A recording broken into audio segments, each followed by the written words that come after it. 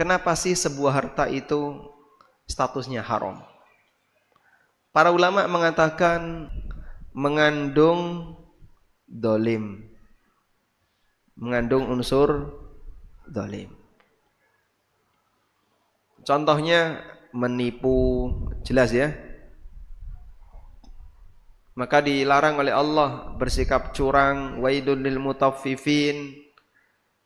Curang dalam transaksi itu penghasilannya haram, curang dalam timbangan juga pendapatannya haram.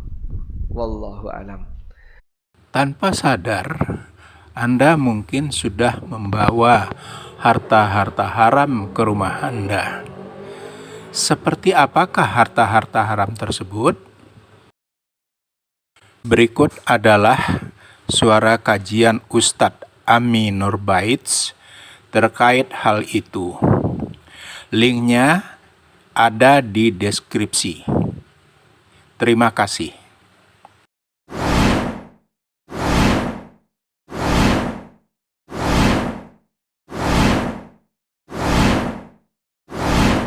Sebenarnya kenapa sih sebuah harta itu statusnya haram? Para ulama mengatakan karena ada salah satu, ya bukan, salah satu dari 3 sebab.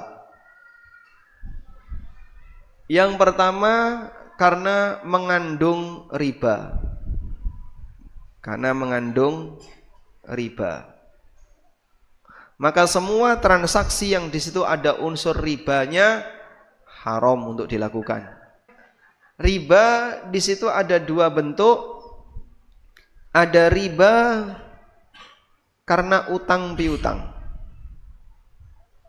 Riba utang adalah praktek utang yang memberikan kelebihan. Contohnya utang 1 juta, utang 1 juta balik 1.100.000. Ketika di situ ada kelebihan, maka kelebihan itu riba. Semua transaksi yang mengandung utang piutang dan ada kelebihan, maka kelebihan ini riba. Riba yang kedua adalah riba jual beli. Riba jual beli ini riba yang berlaku pada komoditas ribawi. Komoditas ribawi ini napa mawon Pak? Banyak. Intinya komoditas ribawi dibagi menjadi 2. Yang pertama adalah alat tukar. Mata uang. Emas, perak, uang kartal dan seterusnya. Itu komoditas ribawi alat tukar. Yang kedua, bahan makanan yang bisa disimpan. Bahan makanan yang bisa disimpan.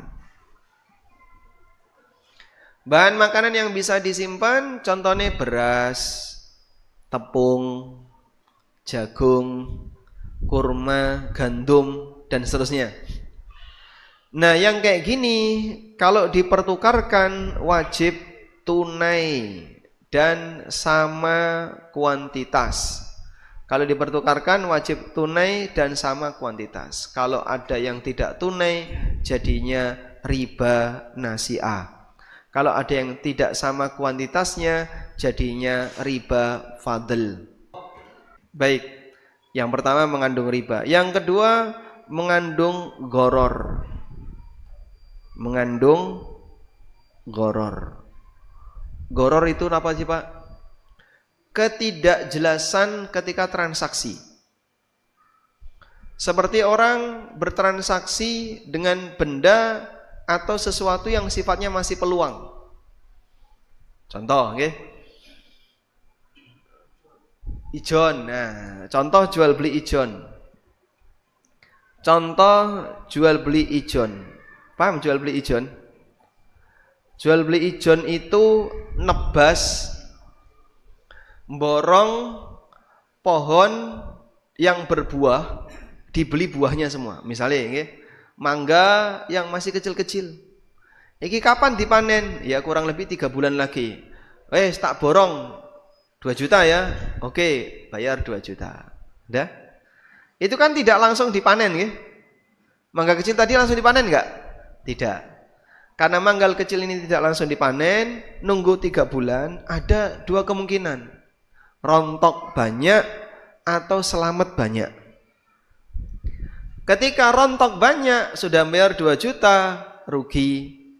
Ketika selamat banyak, bayar cuma 2 juta, dapat panen banyak. Seperti ini masuk kategori enggak jelas, gharor. Contoh yang lain, jual beli janin. Jual beli janin. Jo, sapimu meteng Jo. Ya, tak tukune Jo. Nah, sapine Pak Ijo dituku Pak Imin. Yang dibeli anaknya. Boleh kayak gini? Enggak boleh. Kenapa enggak boleh, Pak? Karena yang namanya anak sapi enggak ada kepastian apakah dia lahir selamat atau tidak, lahir jantan atau betina. Maka tidak boleh ditransaksikan. Tunggu nek wis metu gek pok tuku. Nek durung metu jangan ditransaksikan. Nah, yang sering dilanggar jual beli sperma pejantan. Nah, nyun sewu nggih. Ada orang punya sapi betina. Terus digawa ning nggone tanggane punya sapi jantan, dikawinkan. Bayar enggak itu? Bayar enggak? Sing bayar itu sing lanang mau sing wedok? Hah?